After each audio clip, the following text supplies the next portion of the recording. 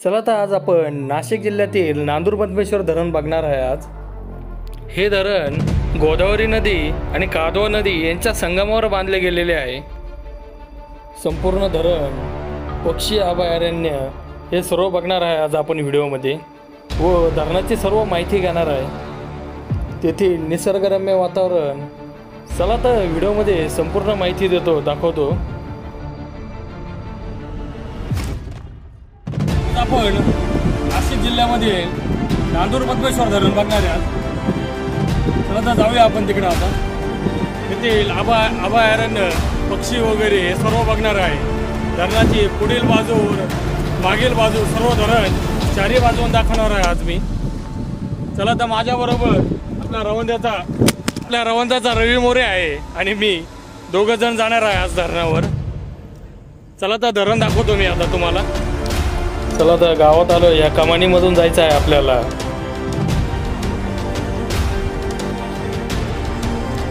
हे नांदूर मधमेश्वर धरण आहे, सध्या बंद केलेलं आहे। चला तर आपण धरणाच्या पुढच्या बाजूला जिकडून पाणी पडतंय त्या साईडला जाऊन बघू। हे इथून पाट जातो, एक पाटामध्ये पाणी सोडलेलं आहे। हा पाट कोपरगाव साईडला जातो।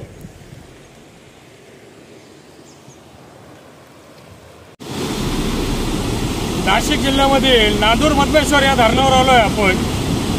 ही गोदावरी नदी आहे, गोदावरी नदीला इथून पाणी सोडलं जातं। चला ते संपूर्ण धरण बघूया आपण। नाशिकच्या गंगापूर धरणामधून पाणी सोडल्यानंतर इथं 2-3 नद्यांचं पाणी या इथं नांदूर मधमेश्वर धरणात येतं आणि पुढं हे पाणी कोपरगाव तसंच पुढं जायकवाडी धरणाला हे पाणी जातं। हे बघा,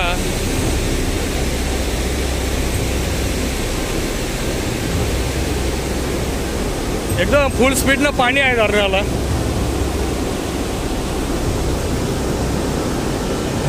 आपण धरण मागच्या साईडने जाऊन बघूया एकदा। आधी मी पुढच्या साईडला ज्या साईडला पाणी सोडतात ती साईड दाखवतो।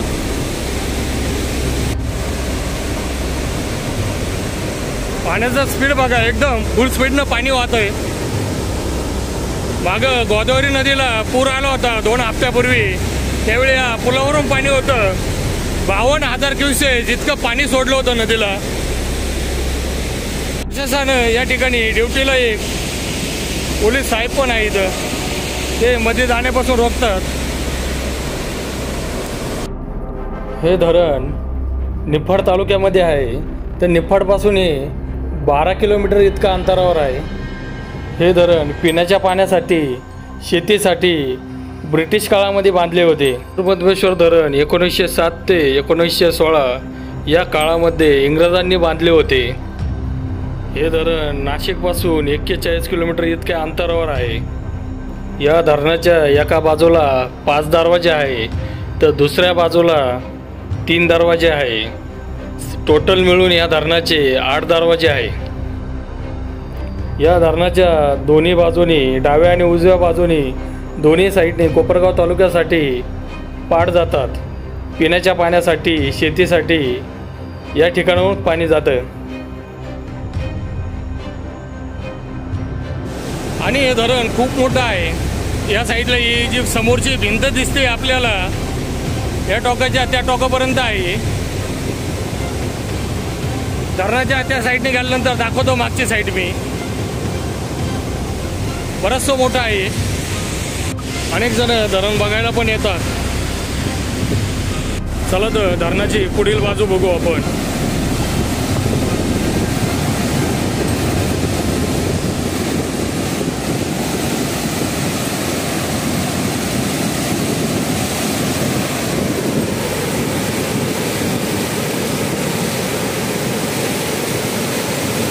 या 3 गेटमधून पाणी सोडलेलं आहे।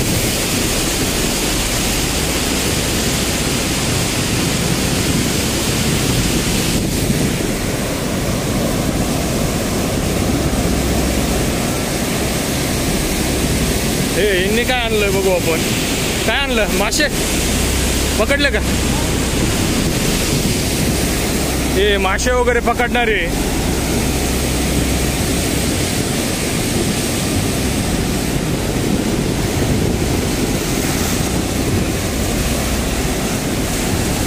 एकदम स्पीडने पाणी पडतं इथून वरून.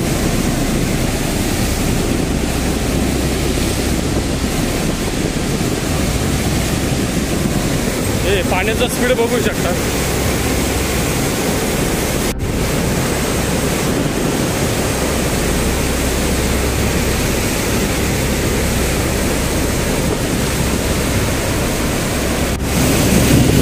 समोरच्या बाजूचं स्पीड.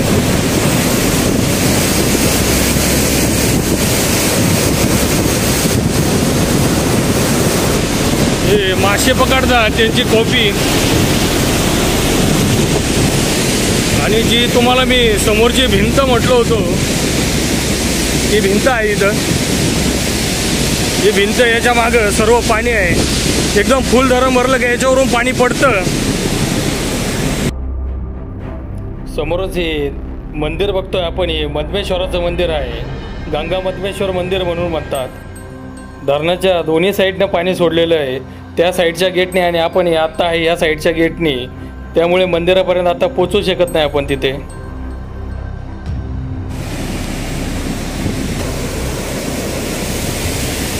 हे साहेब असतात इथं, जे फोटो वगैरे काढायला येतात, जे उल्लटबाजी करतात इथं, त्यांना थांबवण्यासाठी.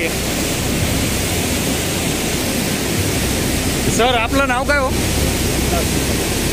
विकास विकास निकाळे म्हणून सर इथं.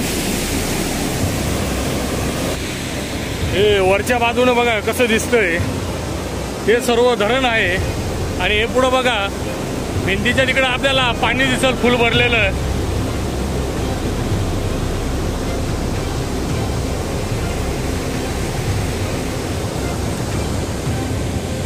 वर प्रशासनाने बंद केलेलं आहे, जाऊन देत नाही वर. या धरणाचे 2008 साली मजबूतीकरण करण्यात आले. अनेक पर्यटक धरण बघायसाठी येत असतात. सुट्टीची चांगलीच गर्दी असते इथं.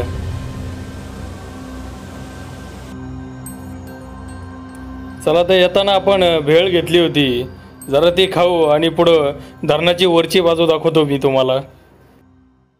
चला, तर धरणाच्या वरच्या बाजूला आलो आहे आपण. हे बघा, हे धरण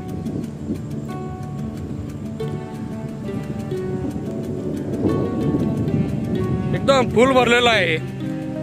ज्या स्पीडनं पाणी येतंय त्या स्पीडनं पुढे जात आहे पाणी.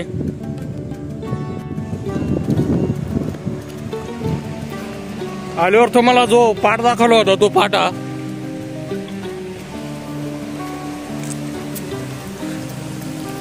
या धरणाची उंची 14.91 मीटर म्हणजे 48 फूट इतकी आहे. नांदूर मधमेश्वर धरणाची लांबी 1104 मीटर म्हणजेच 3622 फूट इतकी आहे.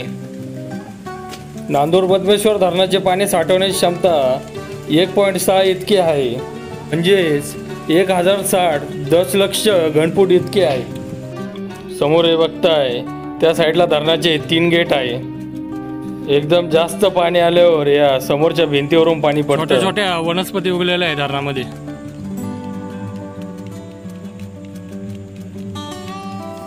ही गोदावरी नदीचं उगमस्थान नाशिकमधील त्र्यंबकेश्वर येथून उगमस्थान आहे. या नांदूर मधमेश्वराला रामायणामधला इतिहास लाभलेला आहे. त्याचा पण मी संपूर्ण व्हिडिओ बनवलेला आहे. खाली लिंकमध्ये आपल्याला व्हिडिओ दिसेल तो. यो समोरचं हे दिसतंय इथून कोपरगाव तालुक्याला जे पाटाचं पाणी जातं या ठिकाणाहून जातं ते. चला, तर आपण आता पक्षी अभयारण्य बघू. 4 ते 5 किलोमीटर अंतरावर आहे ते. 4 ते 5 किलोमीटर पुढे आल्यानंतर एक हॉटेल लागेल आपल्याला. त्या हॉटेलपासून वळायचं आहे. पुढे हे पक्षी अभयारण्याचं गेट दिसेल. या ठिकाणी तिकीट काढतात, मग मध्ये सोडतात. हे बघा, पक्षी बघायला आल्यानंतर हे गार्डन आहे. सध्या ते म्हटले पक्षी वगैरे नाही, पण आपण एकदा चेक करू आहे का नाही. हा पॉइंट आहे इथं फोटो वगैरे काढायला. इकडं पण आहे.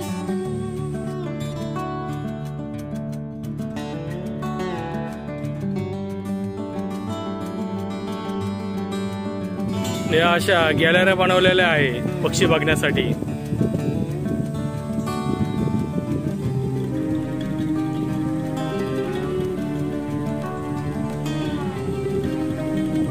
फोटो वगैरे काढायला. चला तर वरती जाऊन बघू कसं आहे. इथं काय लिहिलेलं आहे, रोहित पक्षी भारतात स्थानिक स्थलांतर करताना बहुतांश रोहित पक्षी हे रहिवासी आहेत. या गॅलरीमधून पक्षी बघतात सर्वजण. ही जी गॅलरी आहे वरती जाऊन बघू आपण एकदा कशी दिसतं वरून.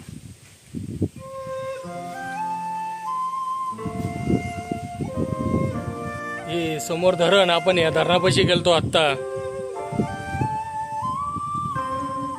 हे धरण 4 ते 5 किलोमीटर धरणाच्या मागे आलोय. इथं पक्षी वगैरे विविध पक्षी असतात. दिवाळीनंतर बरेच पक्षी बघायला भेटतात. आहे आता थोडेफार पण दिसत नाही इथून.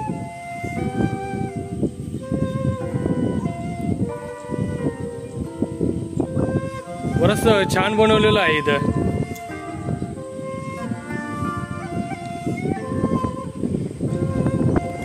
हे वर जाऊन आपण पक्षी बघायसाठी बनवलेलं आहे.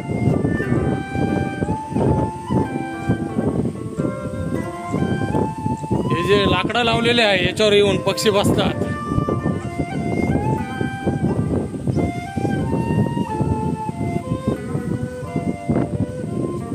समोर पाऊस चालू झालाय आता. ही डोंगरपट्टा आहे हा. शिन्नर साईडचे डोंगर आहे.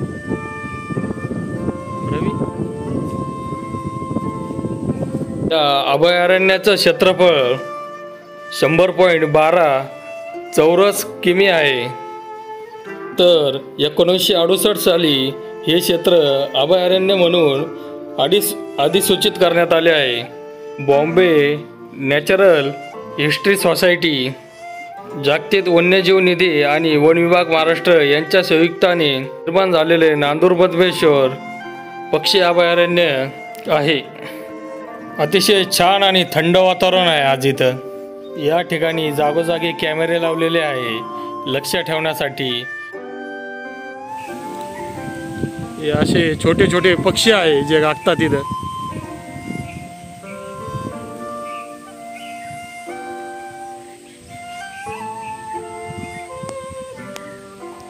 सुंदर असा पक्ष्यांचा आवाज. हे बघा कोणते कोणते पक्षी असतात इथं. पांडुबी,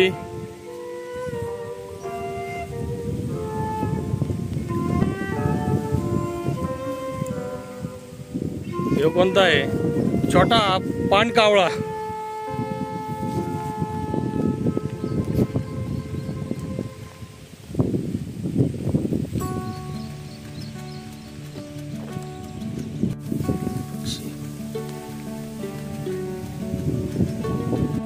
इथं थापड्या पक्षी आहे. या ठिकाणी अनेक पक्ष्यांची माहिती छायाचित्र लावलेले आहे पक्ष्यांचे. काळा शराटी स्थानिक पक्षी हा पण येतो इथं.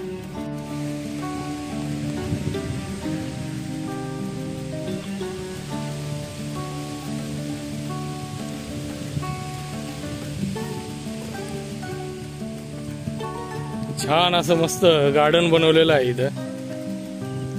जे पर्यटक येतात त्यांच्यासाठी सगळी व्यवस्था केलेली आहे इथं. बाकडे वगैरे,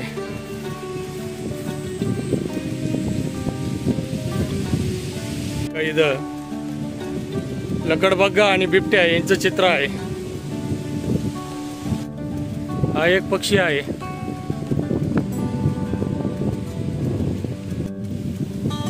छोटा कंदेरी चिकल्या हा पक्षी आहे. हा याची माहिती नंतर व्हिडिओ देईल मी. यो सर्व मॅप आहे धरणाचा, पक्षी अभयारण्याचा. संपूर्ण आजूबाजूचा एरिया कव्हर केलेला आहे या मॅपमध्ये. हे अभयारण्य सकाळी 7:30 ते सायंकाळी 6 पर्यंत चालू असतं. समोर तिकिटाचे दर आहे 40 रुपये प्रति व्यक्ती असतं तिकिटाचे दर. संजय गायकवाड सर आहे, यांच्याकडून माहिती घेऊ आपण. नांदूर मधमेश्वर आपण पक्षी बघायला आलतो. इथं संरक्षण विभागाचे आहे, त्यांना आपण जरा माहिती घेऊ त्यांच्याकडून. इथं साधारण कधी पक्षी येतात? ऑक्टोबर महिन्यापासून चालू होतात. कोणते कोणते येतात पक्षी इथं? वेगवेगळे अनेक जाती आहे. मला एवढं सांगता ना, पण अनेक जाती आहे. अनेक जातीचे पक्षी आहेत. अनेक जातीचे पक्षी म्हणजे लांब लांबून बाहेर देशातून बाहेर येतात का? देशातून इथं पक्षी येते. आणि स्थानिक पण बरेचसे पक्षी स्थानिक पक्षी आता सध्या आहे. आणि वन्य प्राणी वगैरे पण असतील ना इथं. वन्य प्राणी पण इथं एवढं थोडेफार बिबट्या बिबट्या वगैरे. वगैरे आहेत. लांडगा वगैरे असे काही प्राणी, लांडगा, बिबटा असे प्राणी आहेत. हा तर आणि इथं गर्दी कधी असते? ऑक्टोबर मध्ये असते. ऑक्टोबर महिन्यात 4 महिने पूर्ण गर्दी राहते. म्हणजे दिवाळीनंतर चालू करते. मग इथं जे पक्षी बघायला शूटिंग वगैरे असते का त्यांच्याकडे? म्हणजे दुर्बीण वगैरे दुर्बीण वगैरे आमच्याकडे ते बघायला कॅमेरे जातात का? वगैरे बघायला जातात का त्यावेळी? बघा. धन्यवाद. बघा समोरच इंद्रधनुष्य बघा, सुंदर असं इंद्रधनुष्य पडलेलं आहे इथं. आणि बाजूला धरण बघू शकतात. थोडा संध्याकाळचा टाइम झालाय आता, संध्याकाळचे 6 वाजले. परत एकदा आपण धरणावर आलो आहे.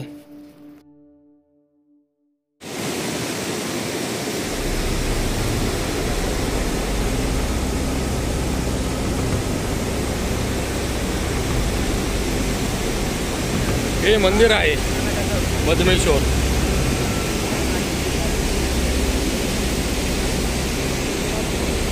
दोन्ही साईडला पाणी आहे एकूण, आणि त्या गेटने पण पाणी सोडलेलं आहे.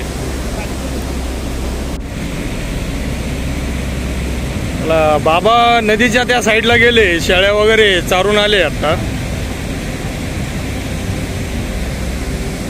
या धरणाचं पाणी दोन्ही साईडनी पडतं, एक त्या साईडने आणि एक ह्या साईडनी.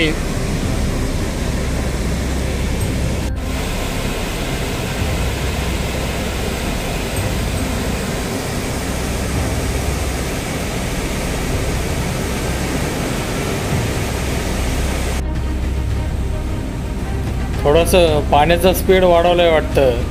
सकाळी आलतो त्यावेळी एवढं पाणी नव्हतं, एवढं ओसंड्या मारीत नव्हतं पाणी.